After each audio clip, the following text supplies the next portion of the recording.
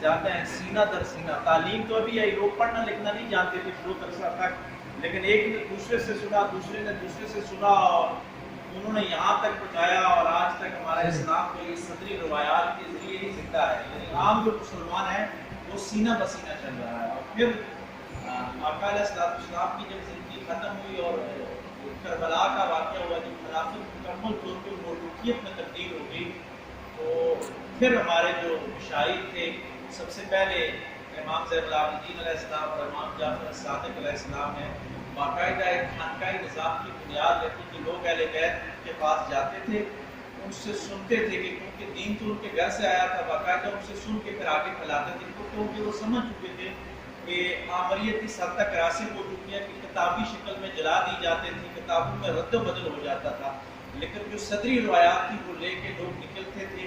اور اس حد تک نکلتے تھے کہ بات کو میں مختصر کرتا ہوں، وقت کا ہے کہ نام میں شاید ابو العبید باجی رحمۃ اللہ علیہ، ڈاکٹر تقوانی صاحب جاتا ہوں کہ وہ جب امام احمد بن حنبل رحمۃ اللہ علیہ کے پاس جاتے ہیں کہ مجھے حدیث کا علم ہے، تو امام صاحب کا بادشاہ اکرم کے ساتھ یہ معاہدہ ہو چکا تھا کہ آپ درس و تدریس آپ نہیں کر سکتے.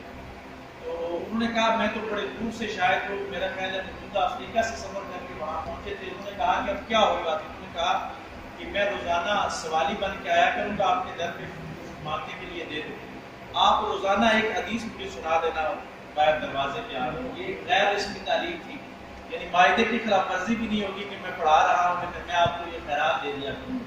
وہ کہتے ہیں 10 سال یا کتنا عرصہ تھا، لیکن سالوں میں عرصہ محیط ہے کہ وہ روزانہ آتے سوال کرتے اور وہ ایک حدیث ان کو سنا دیتے.